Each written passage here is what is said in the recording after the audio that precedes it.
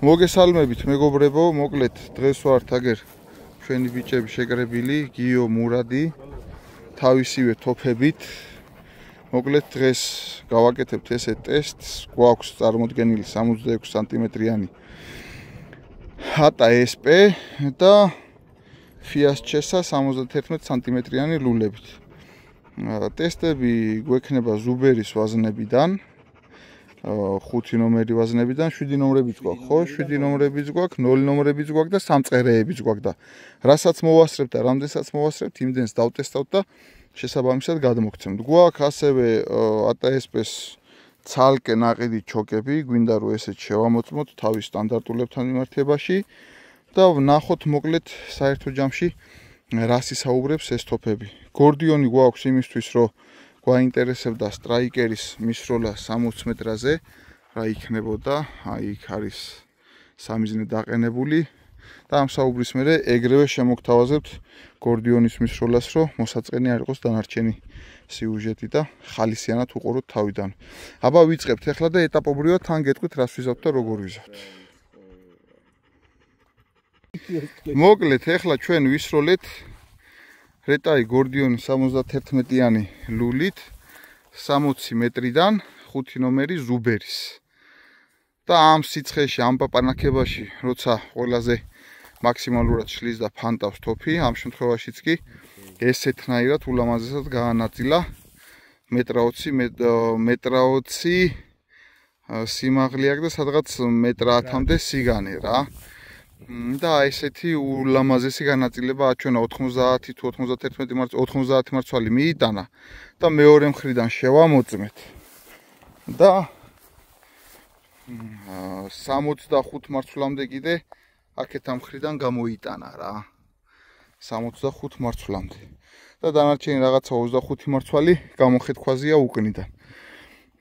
ასე რომ მუშაობს ძალა აქ, ტყვიასაც, ჩოქსაც დამიზნება ხდებოდა, ანუ დამიზნები თუ უმიზნებდით, ანუ გადაიფარა ეს მონიშნული წერტილი და ვესროლე და სადღაც 20 სანტიმეტრით დაბლა არის და არც არის კონა საერთო ჯამში დაწეული. შეიძლება არც იყოს, უბრალოდ ამით ვაკეთებთ დასკვნას, რომ ვითომ ეს არის ცენტრი, მაგრამ რეალურად ზევით ისეთი გადანაწილებაა, რომ შეიძლება არც არაფერი არ იყოს დაბლა დაწეული რა. და უბრალოდ მასე დაჯდა ექსაფანტი მანდ. ხო და მოკლედ ამის slow motion-საც მოხვედრისას ეს არის ანაკონდა, მე რო ანაკონდა მქონდა, პატერმასტერი ანაკონდა 1 და 4 შევიწროებით. ხო და რავი გლიჯავს ყველაფერს რა რო იტყვიან რა. ხო და slow motion-საც გაჩვენებთ ამის როლისას აუცილებლად. როგორ ერთდროულად ხდება ანაკონდათან ნასროლი და ზოგადად პატერმასტერის ანაკონდა სისტემიდან ნასროლები რა.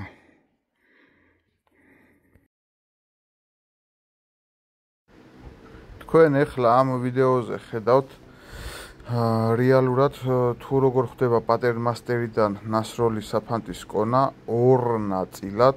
ამ დროს ჩვენ მწარმოებელი ვეუბნება, რომ მისი ჩოგის სტანდარტი გამოირჩევა იმით, რომ მაქსიმალურად ერთდროულად ხდება საფანტის კონა სამიზნე ობიექტზე. შემდეგ გავაკეთეთ ჩვეულებრივი ჩოგითაც იგივე ტესტი და თითქმის სხვაობა არ იყო თავის მოყოლილი ჩოგით და პატერმასტერის ჩოგით. აქედან გამომდინარე გვჩება დასკვნა, რომ ისევ და ისევ მარკეტინგს აწვევიან და შედეგი ისეთი არ არის. თუმცა უნდა აღინიშნოს, რომ თანაბარი სტაბილური ჭრა აქვს პატერმასტერის ჩოგებს. მურად, ეხლა შენ გადიხარ ცალფატყვის სასროლად, ქართულად ვისაუბროთ. ცალფატყვის სასროლად. არის ისინი, რა ქვია, შარიკები რო აქვს თავზე დაანახე ხალხს. აი ესეთი. პალა 34. სიზუსტე ნორმალური აქვს, ამჟაკნებს, არაუშავს. უბრალოდ ძალიან შენ შეგისწორე და მე ჟაკანი ვთქვი. ხო, ამ ცალფატყვიებს, მაგრამ საკმაოდ რბილი ტყვია აქვს და შევიწროები და როდესაც ვისვრით, იმ შარიკმა იცის ხოლმე გაძრობა. არა მარტო შევიწროებიდან, ზოგადადაც იცის ხოლმე, მაგრამ შევიწროებიდან უფრო იცის რა. ხო და ვნახოთ ამ შემთხვევაში ახლა გვიყენია თოფზე 3 ჭრილიანი და 4 ჭრილიანი ჩოგი და აქედან უნდა რომ გაისროლოს მეპატრონემ და მანძილი იქნება 60 მეტრა. აბა წავედით. გახსოვს ის ადგილი გიო სადიდექი? მან კარდონი დავდე მან რა.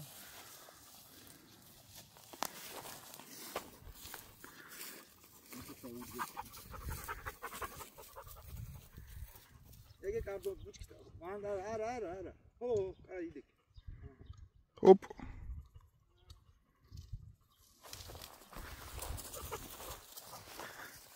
დაიცა საძმო, დაიცა.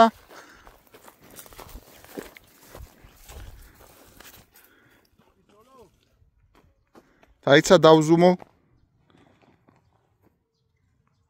დაკა.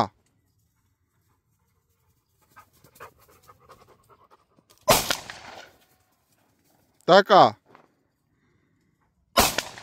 ბიჭო, შიგოთ იმაში, შავში. ცენტრში გაარტყა პირ. მოკლედ, როგორც ვარაუდობდით, სიზუსტეში გადასარევის შედეგი მოგცა. ორი მისროლა გავაკეთეთ. ზედალულა არის სამჭრილიანით ნასროლი მარჯვენა ზედა მისროლა და 4 ჭრილიანით არის ქვედალულით ეს მისროლა, რომელიც არის შავ მონიშნულ ადგილას მოხვედრილი. ვარაუდი არის ორნაირი. ესე იგი ზედალულა ანუ მძიმე სასხლეტი მაქვს, ასე რომ ვთქვათ. და ანუ მოკაჩვის და გადახრის კოეფიციენტია ეს, როგორც მურადი იძახის. და ქვედა ლულა უფრო ნაკლებად ცხლტებაო, ანუ უფრო იოლად ცხლტებაო.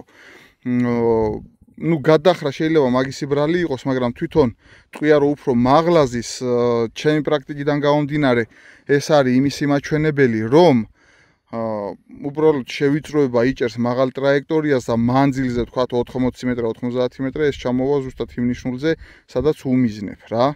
ხო და რაც უფრო განიერია გაფართოება, მანძილზე უკვე უფრო დაბლა გიგდებს ტრაექტორიას და აი საუბარში რო აღნიშნავდით კიდე რომ შევიწროებიდან წვერს იძრობს თქო. აი ზუსტად ამ ტყვის განაძრობი როგორც კარტეთში გვერდზე ისეა მონახვედრი აგერ. და ამ ადგილას არაფერი ჩვეულებრივ არის სტანდარტულად ნასროლი და გავლილი რა, ანუ შევიწროება სამოგდებული არ აქვს შარიკი ცხვირი და ეხლა გავამეორებთ მისროლას და ვნახოთ რა იქნება რა. გაუშ, დაიცა? დაიცა? დაკა.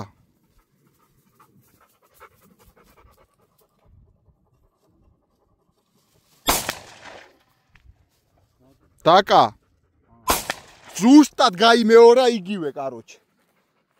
ზუსტად იგივე გაიმეორა. ესე იგი იმენა მოკლედ ეხლა გავამეორეთ მისროლა 66-იანი ლულიდან 34 გრამიანი ოსკარას ტყვიები. და ისევ აი პირველი ნასროლი 3 ჭრილიანიდან, მეორე ნასროლი 3 ჭრილიანიდან, პირველი ნასროლი 4 ჭრილიანიდან, მეორე ნასროლი 4 ჭრილიანიდან. 60 მეტრა არის მანძილი. რა ვიცი, აი ძალიან კარგად ისვრის რა რო იტყვიან რა. ხვდება იქ, სადაც უნდა ხვდებოდეს და ანუ იდენტურ გამეორებებს აკეთებს, რაც შეეფერება ცალფა ტყვის სიზუსტეს, ასე რომ ვთქვათ რა. ამ შემთხვევაში, თუმცა კიდე ტყვის მიგნებით და ჩოკის შერჩევით შეიძლება რომ კიდე უფრო ზუსტი გახადო და ლაკონურია ყველაფერი რა და ნახოთ, ყველაფერი წინ არის ჯერ. მოკლედ, ეხლა ჩვენ ვისვრით გიოს ფიასჩესადან 71 სანტიმეტრიანი თოფი. ჩოუკურის შევიწროება გვაქვს 1 ჭრილიანი, მოკლედ 1 ჭრილიანში შევადარებთ ჯერ 1066 და ფიასჩესა 71-ით და მე ესე ნელ-ნელა მოვყვებით ქვევით რა. 5 ნომერი 34 გრამი ზუბერის ვაზნა. აბა მიდი ვესროლოთ გიო.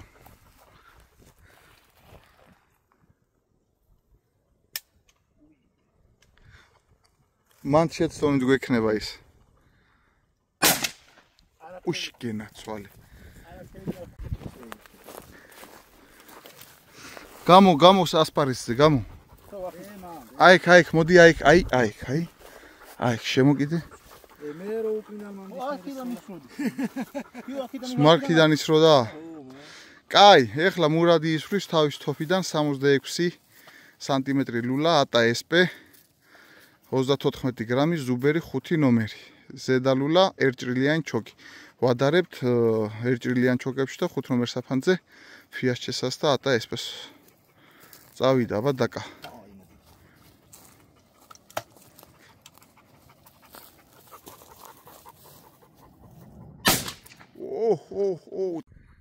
დაკა!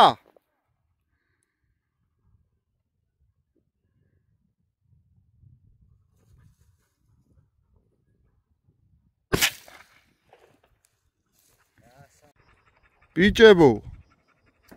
როგორი კმაყოფილი ხარ დღევანდელი შრომით? მაგარი იყო ძალიან. დავიჯერო. რამდენი ლიტრა თბილი წყალი დალია ამ სიმაგრეში? მოკლედ დღეს მთელი დღეა დილის 10 საათის მერე ვაკეთებთ ტესტებს, 3 კაცი დაუღალავად. ეს უკვე გადარჩეული და გამზადებული მასალა რაც თქვენ უნდა განახოთ. ამის გარდა შიდა სამზარეულოში ხდება ხოლმე გადასროლები, რაღაცეები, იმას ხო არ გამოვიტანთ და მოკლედ ვიწყებთ ახლა. თავში ვთქვით ფიასჩესას და ატას შედარება. ფასის სეგმენტი, ხარისხის სეგმენტი, ეს ყველაფერი უკვე თქვენ განსაზღვრეთ, რა გიღირთ, როგორ გიღირთ, რანაირად გიღირთ. ერთი რაღაცა ელემენტარული ნიუანსიც კი ვიღაცისთვის შეიძლება მნიშვნელოვანი იყოს და იმიტომ გადაწყვიტოს კონკრეტული თოფის ყიდვა. ზოგისთვის ხარისხი, ანუ უფრო მეტი კომფორტი, ზოგისთვის ბიუჯეტი და ასე შემდეგ რა. ხოდა ეგ თქვენთვის მოგვინდია, ჩვენ აგერ ობიექტურ ინფორმაციას მოგაწვდით.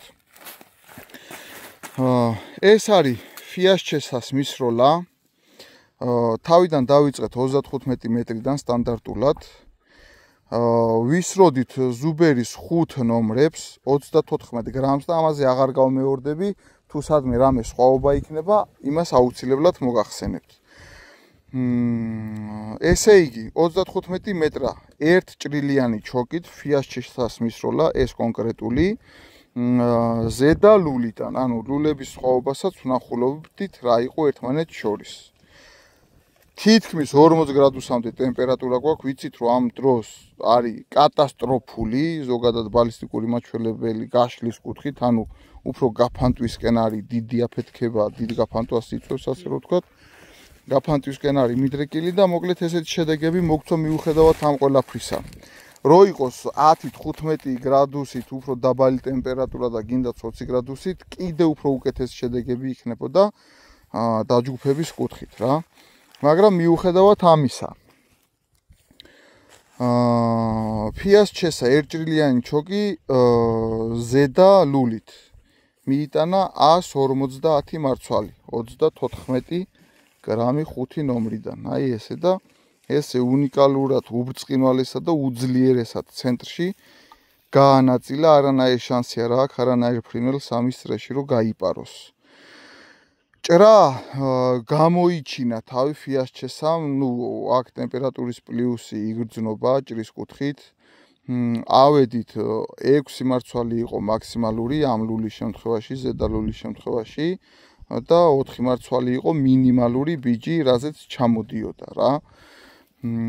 ძალიან მაგარია, აი ნორმაზე გაცილებით ძლიერი ჭრა არის და რისი აღნიშვნა მინდა, იცით რომ დამავიწყდა ბიჭო, რა უნდა მეთქვა ახლა. ხო, ანუ 18 და 4 უწერია, მაგრამ ეს არის რეალურად 18 და 2 გაბურღვა ეს თოფი რა და ესეთ სასტიკ მისროლებს აჩვენებს ჭრის კუთხით თავის თავთან მიმართებაში რა. შემდეგ ვისროლეთ ქვედალულით. იგივე ფიასჩესა 71 სანტიმეტრიანი ლულა, იგივე ერთჭრილიანი ჩოკი. ოღონდ ისიც უნდა გავითვალისწინოთ, რომ ერთჭრილიანი ჩოკი ფიასჩესას თავის თავთან შევიწროებით მოდის 0.8 მეტი ძლიერ შევიწროება არ აქვს. 0.8 შევიწროება აქვს და ჩათვალეთ, რომ ეს არის 0.8 შევიწროების მისროლა. შემდეგ მივისროლეთ ეს ქვედალულით 5 ნომერი 34 გრამი ერთჭრილიანი ჩოკი და 155 მარცვალი მიიტანა აქ. ანუ აქ რეალურად ვამჩნევთ, რომ ეხლა აქ დაწყებული გაშლა საფანტის კონას. თითქოს რაღაცა სილამაზე გაშლის თითქოს არ მოგწონს, მაგრამ იმდენად ძლიერი იმისროლა, რომ ხვდებით, რომ ეხლა აქ დაწყებული ეს ყველაფერი და მანძილის ეს გამოსწორებადია რა, ვიზუალური და ეფექტური კუთხით.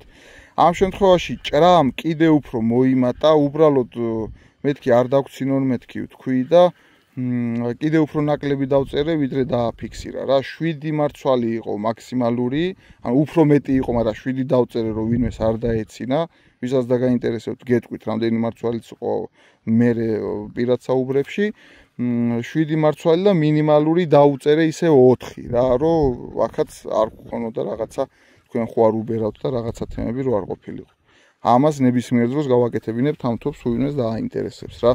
ესეთი ძლიერი მიტანით და ჭრით 1500 ლარიანი თოფი. აი უნიკალურად და უმშვენიერესად მუშაობს რა. შემდეგ გადავდივართ ჩვენს ატა SP-ზე 66 სანტიმეტრიანი ლულა, ერთჭრილიანი ჩოკი და ზედა ლულა. ესე იგი 154 მარცვალი მიიტანა ერთჭრილიანმა ზედა ლულით და გაუტოლდა ფიასჩესას ქვედა ლულას. 66-იანი ლულები ზოგადად გინდაც რეტაიში, გინდაც ატაში რო ძალიან მაგრად ისვრის.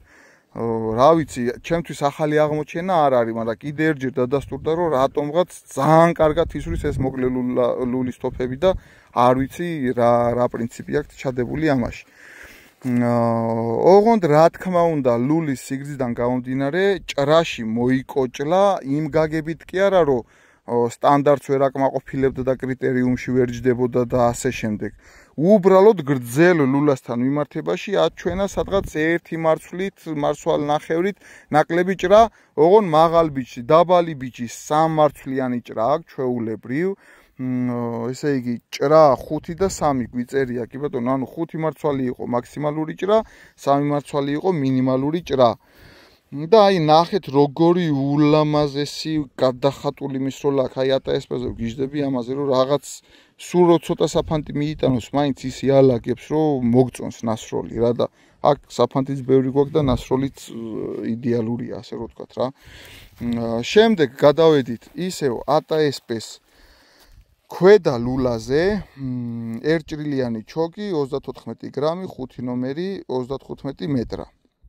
აქ გაიგიჟა თავი ატა SP-მ, აქაც თითქოს ეხლა ვიდეოში ისე ჩანს რომ თითქოს დაულაგებელი განაწილებაა, მაგრამ ხო, საერთო ჯამში ფანჯარა არსად არა აქვს, 159 მარცვალი მიიტანა აი აქ და ამასაც აი ეხლა აქ გაშლა დაწყებული ასე რო ვთქვა და ვერ არის გადალაგებული საფანტი კიდე ისე როგორც ანუ ვთქვათ წინა მისროლა აგერ უფრო ლამაზი.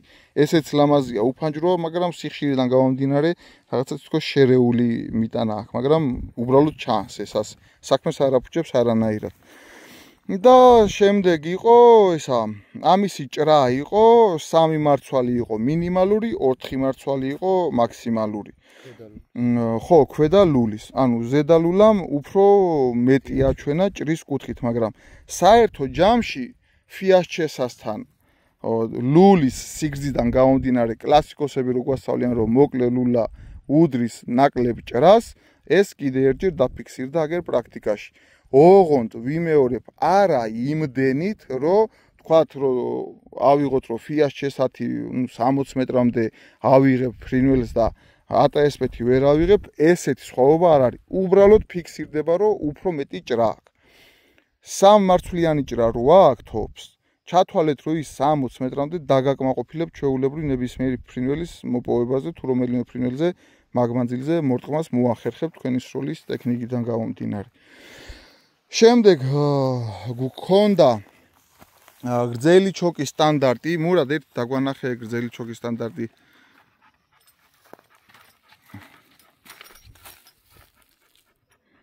ხო, ატა SP-ს კი არა, ატას გრძელი ჩოკის სტანდარტი გქონდა და მოვინდომეთ აქედანაც მურად იძახოდა რომ რაღაცა მანდამაინც ჩემთვებს არ მოერგო და არ დაუჯერეთ მე და გიომ და ცადეთ აგე რა, მოკლედ ავიღეთ ერთჭრილიანი ჩოკი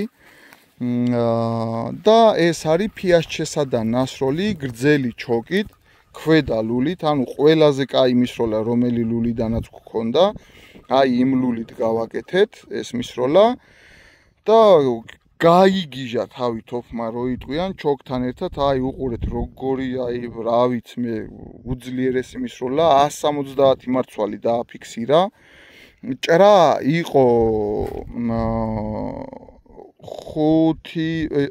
ჭრა იყო როგორც მახსოვს 5-6 მარცვლის ფარგლებში 3-ზე ქვევით არ მოდიოდა 5-6 ფარგლებში თამაშობდა, ოღონ ეს 3-ზე ქვევით არ მოდიოდა იყო როგორ იცით რომ ერთი ცალი ნახე მასეთი დაბალი და ანუ თავი სტანდარტულ ჩოკებს რითიც აჯობა ამ ჩოკმა, ანუ უფრო მეტი ხომ მიიტანა ფიასჩესაზე და უფრო თანაბრად შეტანილი, თანაბარი ენერგიის მატარებელი მარცვლები ქონდა. 22 მარცვალი იყო მოხვედრილი და 22-დან 20 მარცვალი იყო ერთნაირად შეტანილი სიღრმეში და ის 2 მარცვალი იყო ოდნავ ნაკლები რა. ანუ სტაბილურობის კუთხით, მარცვალზე ენერგიის განაწილების კუთხით ამ ჩოკმა აჩვენა უნიკალური შედეგი, ასე რომ ვთქვათ, როგორც მიტანაში, იგივენაირად ჭრაში. და თუ ზედაზღვარმა ჩამოიწია ქვევით, სამაგიეროდ ეს ზღვარი იყო სტაბილური, რაც უფრო მნიშვნელოვანია და უფრო მომგებიანია ნადირობის დროს. შემდეგ ვისროლეთ ATSP-დან და განაცუდია რამე, არც განაწილება აქვს ნაკლები, არც მარცვლის მიტანა აქვს ნაკლები, არც ცენტრი აქვს ნაკლები. მაგრამ სხვა დანარჩენ მისროლას თუ რამე მისროლა გავაკეთეთ, მარცვლის რაოდენობით ჩამოუვარდა რა. ეს არის 139 მარცვალი მიიტანა იგივე გრძელი ჩოკის სტანდარტით, ერთჭრილიანი ჩოკით. და ჭრაც იგივე დიაპაზონში გავრცელდა რა, ანუ ATSP-ს დაბალი ბიჯი რაც არის, იმ 4 მარცვლიან ჭრაში დადიოდა და აქაც იგივე სტაბილიზაცია აჩვენა მარცვლების შეღწევადობის კუთხით, როგორიც აჩვენა FIAS-ს შემთხვევაში. მაგრამ TOP-მა, რომელმაც თქვათ, აგერ FIAS-ს მარცვლების რაოდენობაში აჯობა 66 სანტიმეტრიანმა ლულამ იმ 3 და 4 მარცვლით უმნიშვნელო განსხვავებით, რაც რეალურად ფიქსირდება რო აჯობა თორე გადამწყვეტი მნიშვნელობა არ აქვს. აგერ თავისივე წარმოების ჩოკზე ყველაზე ნაკლები შედეგი აჩვენა, როცა ველოდებოდით რაღაცას გაუმჯობესებულს. ის რაღაცა, რაც დაფიქსირდა გაუმჯობესებული, ერთადერთი იყო სტაბილური ჭრის მაჩვენებელი, რომ უფრო ბევრ მარცვალს, უფრო ერთნაირი ენერგია აქვს და არა სხვადასხვა ენერგია, რა. მოკლედ ეს არის მოკლე შეფასება 35 მეტრისა. ამ TOP-ების შემთხვევაში, ძალიან მაგარი მისროლებია საერთო ჯამში 1-2-ზე და ეხლა გადავალთ 60 მეტრაზე და ვნახავთ 60 მეტრის შედეგებსაც რა. წავედით აბა. აგერა ეს ჩვენი მონაპოვარი.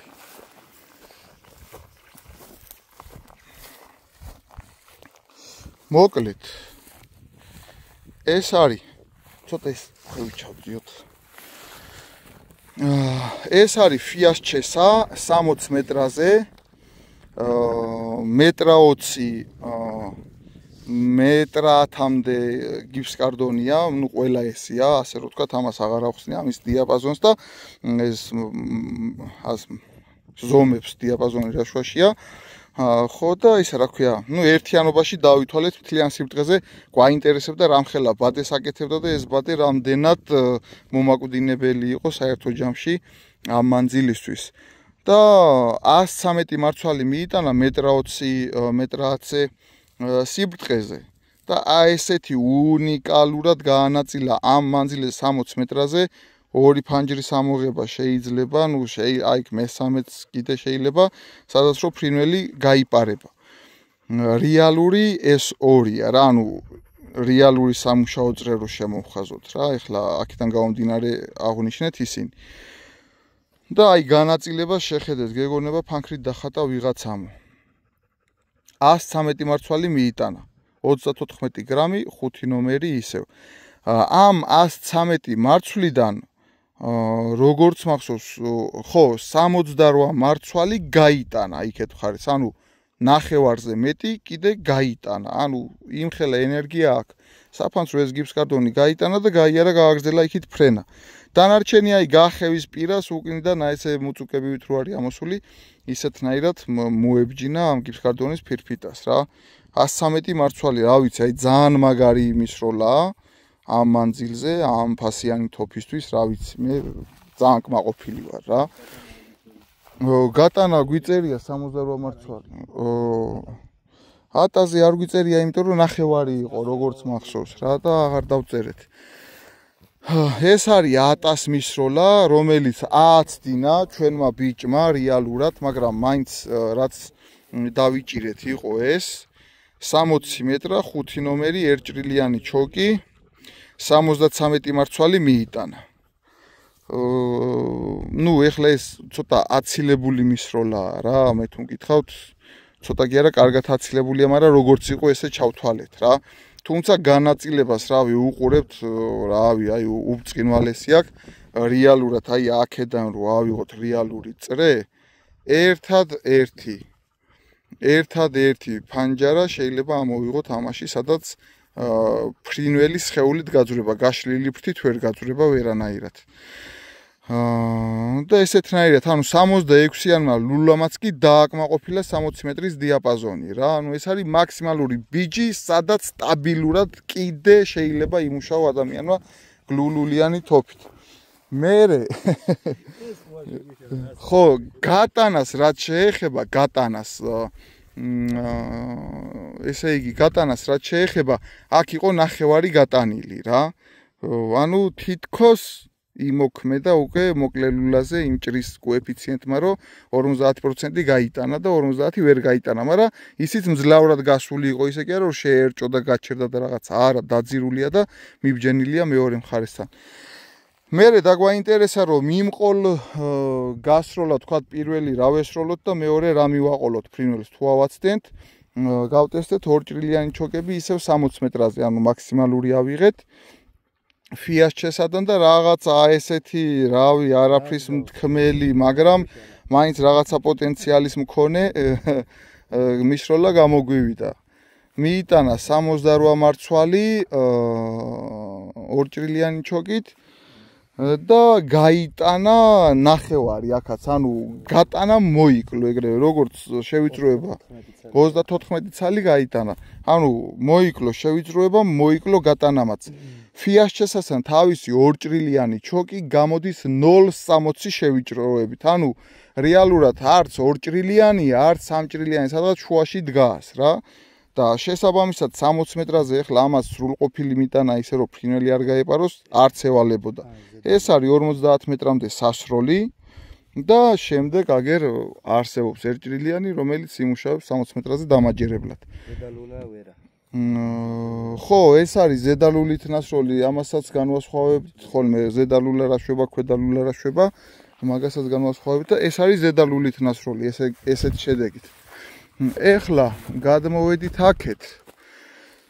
ეს არის ფიასჩესას, გაიწიქით. ეს არის ფიასჩესას ქვედალულით ნასროლი, ორჭრილიანი ჩოკი. და ნახეთ როგორ გადახატა, ანუ ლულის შეცვლა, ჩოკის შეცვლა და უკვე ქვედა ლულამ მოირგო ეს ჩოკი აბსოლუტურად რა. და ნახეთ როგორი გადანაწილება აქვს, რასაც ვერ ვიტყვით აი იმის როლაზე ვერანაირად. ხო, ზედა ლულაზე ვერ ვიტყვით. ხო და ქვედა ლულაზე გვაქვს ესეთი იდეალური გადანაწილება. 91 მარცვალი მიიტანა 60 მეტრაზე და 38 მარცვალი გაიტანა. ნუ შევიწროება გატანაში ამ მანძილზე უკვე თავისას შვება. თუმცა პოტენციალი ჩვეულებრივ აქვს ფრინველის აღების ამასაც. ჩვეულებრივ აიღებ ფრინველს ამ ჭრითაც. შემდეგ ვისროლეთ ატა. ეს იყო ორჭრილიანი ჩოკი ზედა ლულით, რომელმაც მიიტანა 88 მარცვალი. ნუ რაღაცა თითქოს შერეული მისროლა აქვს, მაგრამ უცნაურად ისვრის ჩვენი ვაჟკაცი მურადი და ხან ოდნავ მარჯვნივ მოსდიოდა, ხან ოდნავ მარცხნივდა. თუ ამ წრეს ავიღებთ აქ, რაც რეალურ სურათს ხატავს, ხო? არანაირი შანსი არ აქვს, არანაირი ფრინველს სხეულითაც რო გაძვრეს შუაში. არანაირი ამოზომილი გვაქვს და უბრალოდ აღარ ამოხატეთ, იმიტომ რომ არ ეტეოდა. 88 მარცვალი მიიტანა და გატანა გვიწერია აქ? არ გვიწერია. ხო, ნუ ორჭრილიანებზე განახევრდა რა, ასე რომ ვთქვა და იმიტომ აღარ მივაწერეთ. ანუ ნახევარი აქედან 88 მარცვლის ნახევარი გაიტანა. 71 და 35 გატანა. ანუ ნახევარი. ხო, და აქ აღარ დავაწერეთ, კი ბატონო. შემდეგ გავამეორეთ რაღაცა ხანიქეთ რო ვისროდით და ხანაკეთ ვისროდით და ლულებიც გვაინტერესებდა ის რომ ზედა ლულა იყო. მერე გადმოვაყენეთ ქვედა ლულაზე. ზედა ლულით მიიტანა 88 მარცვალი, ქვედა ლულით მიიტანა 71 მარცვალი, ხო და ეხლა ვხედავთ რომ რაღაცა ეხლა იქით აქვს ნასროლი. უნდა ვასწავლოს როლა. შუა თითით ისვრის, შუა თითით. არა, ერთი არ გამოვაჩინე, სამიდან ავათაბა შეშუა. ხო და მოკლედ ესეთი საჩვენა. ანუ ამის ორჭრილიანით 60 მეტრაზე შეგიძლია ესროლო, მაგრამ არ უნდა გარისკო 50 მეტრამდე იმუშავებ იდეალურად. 71 მარცვალი მოხდა და 35 მარცვალი გაიტანა მეორე მხარეს სრულყოფილად, რომ გაფრინდა კიდე საფანდი. ნუ მოკლედ სახე ჩანს ესეთი, რომ გვაქვს ერთჭრილიანი ჩოკი, გვაქვს ორჭრილიანი ჩოკი, ვიცით რომ ორჭრილიანი ჩოკს ვამუშავებთ 50 მეტრამდე. და იმის იქით თუ რაღაცა მისაწევი გაგვიხდა, უკვე ერთჭრილიანი ჩოკით მივაწევთ შესაბამისი იმით, რა ქვია, ლულით. ხო, 1000 შემთხვევაში ზედა ლულით. არა, ლულები დაემთხვა, კაი ლულების ამბავი თქვენთან, მაგრამ აქ ეხლა მოდი გამოვყოთ რა ხარ მასია ლაპარაკი. 60 მეტრაზე ატამ ზედალულა არა უშავს კარგია და პედალულა არ მოგწევს. ხო, მაგრამ 1000 ერთჭრილიანი ხო გვაქვს, 73 მარცვლით გვაქვს ხო ერთჭრილიანი. ანუ ზედალულა მაჩვენა 88 მარცვალი ყველაზე მეტი 1000-ზე რა და აცილებულია. ორჭრილიანით, ხო? კი ბატონო, ერთჭრილიანსაც აჯობა, მაგრამ ის აცდენილი არ გამამეორებინეს ის გასროლა და მოკლედ დაგვრჩა ისეთი სახით რა. მოკლედ ამ თოფსაც 66-იან ლულასაც აქვს ჩვეულებრივი პოტენციალი რომ იმუშაოს 60 მეტრამდე თავის შესაბამისი ლულების შეწყვილებით რა ჩოქთან მიმართებაში. ხო და ნუ ვაზნებზე ეხლა ზუბერზე რა სიტყვით ამხელა შედეგებს ელოდებოდი? რავი, მეორე წელიწადია მე მაგვირვებს ზუბერი და რა ვიცი სხვა შეგნებულად კიდე დღეს ზუბერები რომ მაინტერესებს და დაარწმუნებული ყავი ჭრაში განაწილებაში. კი ბატონო, 60 მეტრის იქით რა ვიცი უფრო დიდი უაზრობაა კიდე სროლა utopia-ა უკვე სტაბილური შედეგისთვის, თორე წადება წამოდებით შეიძლება 100 მეტრაზეც წავარტყათ რა და მოკლედ თოფები, ასე რომ ვთქვათ, თოფები რატო კაცო იყოს პურს რო ვჭამთ რა, მე რა ვინ არ უნდა იცოდეს. ხო და ჭამეთ ვსვით, აბა მთელი დღე ვმუშაობთ კაცო და რა გასაკვირია ახლა პური რო იყოს აქ. ხო და თოფები რა ვიცი, აი ფასის სეგმენტი თქვენ თვითონ უნდა შეაფასოთ, რა გირჩევნიათ და რატო გირჩევნიათ. ორივე თოფი თავისას ამბობს. ორივე მუშაობს, ორივე შედეგებს დებს. ვისაც კომფორტი უნდა, კომფორტი ფული ღირს და არსებობს ATSP, ვისაც არანაკლები კომფორტი აქვს, ასე რომ ვთქვათ, FIAS-ჭესასაც, მაგრამ შეგრძნებების დონეზე კიდევ ვიმეორებ, ყველას აქვს თავის გადასახედი. რა უნდა, რატო უნდა, როგორ უნდა.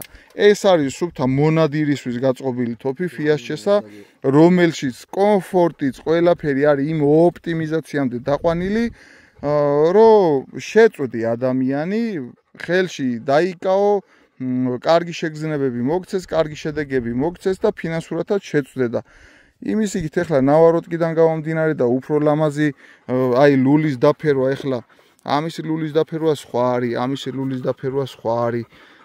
ამაში უკვე თანხა მოიმატა. შესაბამისად, კაკლის მასალა ატა სხვა აქვს, აი FIAS-ჭესა სხვა აქვს.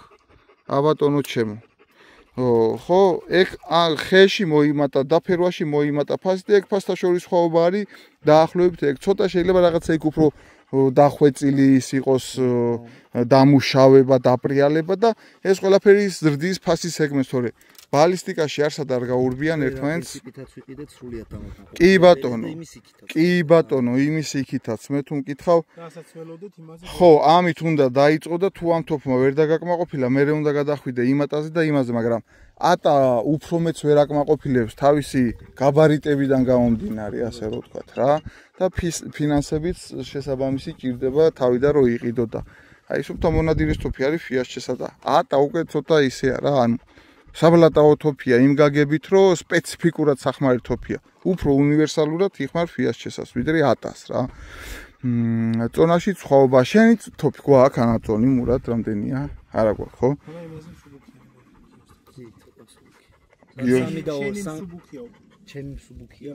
მე ეგრე მეჩვენა. ხეში დაიჭირე.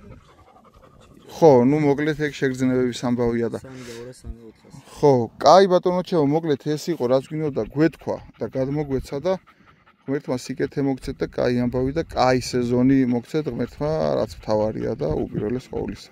ზომიერი, ნაყოფიერი, გათვალისწინებული ისე რომ ყველას შეგხვდეს და ყველას შევახვედროთ. აბა კარგად იყავით. ეხლა რას ვაკეთებ? ჩემი შერწმენა გინდათ? შენი პროფესიონალიზმი უნდა გამოვაჩინო. პისტოლეტი ის რო გიჭირა. მე როცა მივიდები ეგ აბრეზი რო იმალება. აბრეზი რო გიჭირავ ხელში, აბრეს როგორ ისვრი, თოფს რო ისვრი კარგად სტანდარტულს ვიცით, აბრეზზე რა ხდება ეგ მაინტერესებს. გოგლასეული კლასიკური იქ გაისროლე გიო. სამზეა და სამსახური. 10-დან გადამიღე. ხო. გოგლასეული კლასიკა შევა. აბა მიდი. აბა თუ გამოვა. ამით კროვის ვიძება დამავიდო. არა უსაფრთხოებად საჭიროა ხანდა. ო, ზედმეტი უსაფრთხოება არ აღშავებს, მაგრამ ეს არ მჭირდება. ეს და დამძიმებები და ის არ მოსვა. არა ეგ ეფექტის ფონდა გიო. აი, ჰა, როგაბუნგლოს. იასზა. როგაბუნგლოს. ეიზი გადი. მალადეც. ეს მალადეც. მაგრამ ეს არ ითვლება ხოლმე გოგლას რო კითხავ. ეს ისეთ შეხება რა, ტყვია უნდა გააქრო. აბა გავაქროთ მაშინ მიდი. გადიდე.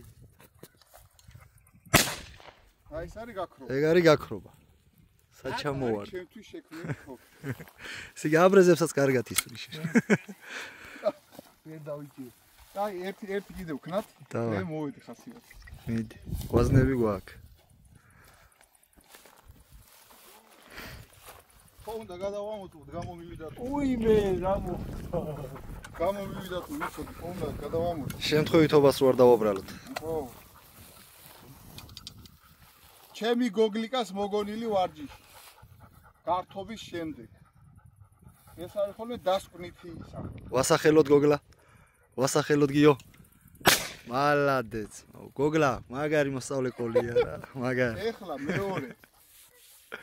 ეს უკვე ნამეტანია, ბევრმა არქნას, ასე თუ თოფს ვერ იმორჩილებს ხელში.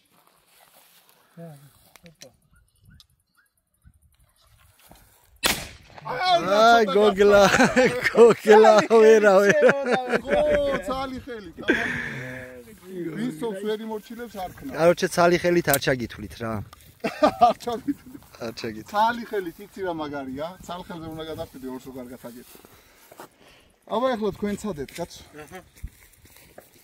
მოდი მე გადაგიღოთ ეხლა. ვიგიო. აპა! მოდი ის გააქრო, კაცმა გააქრო, ეს ვინ არის? გააქრო, კაც.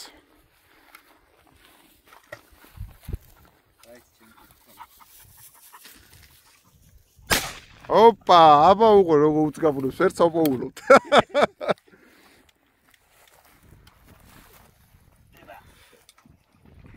აბა წავიდა. იმიტომ გეუბნები რომ ხარი ნახარ მეთქიო. აჰა, შეეხო, შენი თოფია. მაგრამ უნდა გააქრო.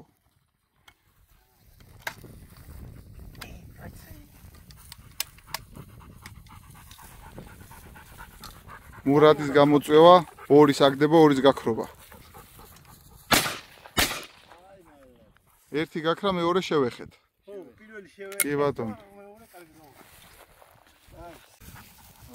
გორდიონი, უფრო იული და სამორჩილებელია ნახევარავთ. სადოთ ნახევარი, ის ერთ ხელით, აბა. რთული ასაგდებია სამაგია. დეიზი, მოდი, დეიზი მოდი. ნახოთ თუ გამოგვიო.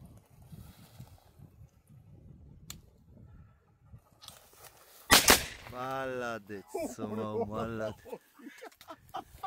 საჩამო. ორი გიდო. ორივე მოხდა მეოდე. მალადეც. ასკენცა.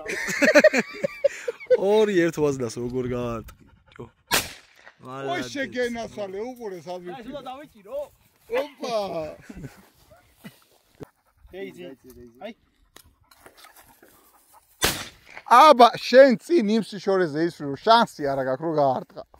ხარზე მივიდე შენ თოფი თუ არა? ცალი ხელი თუ გავარტყი ეგა. ხარზე მივიდე.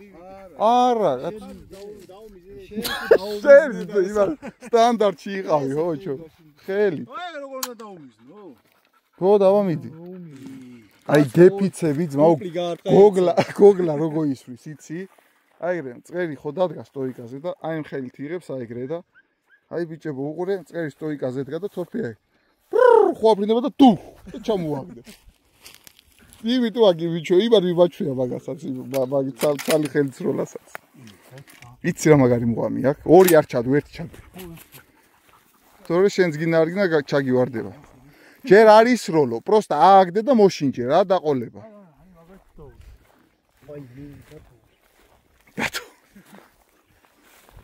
აბა მიდი და თუ არ შეგეშინდეს და თუ ეგ ეხლა ნაძალადები იყო ქარმა ჩამოგიგდო შენ ეგვაზნა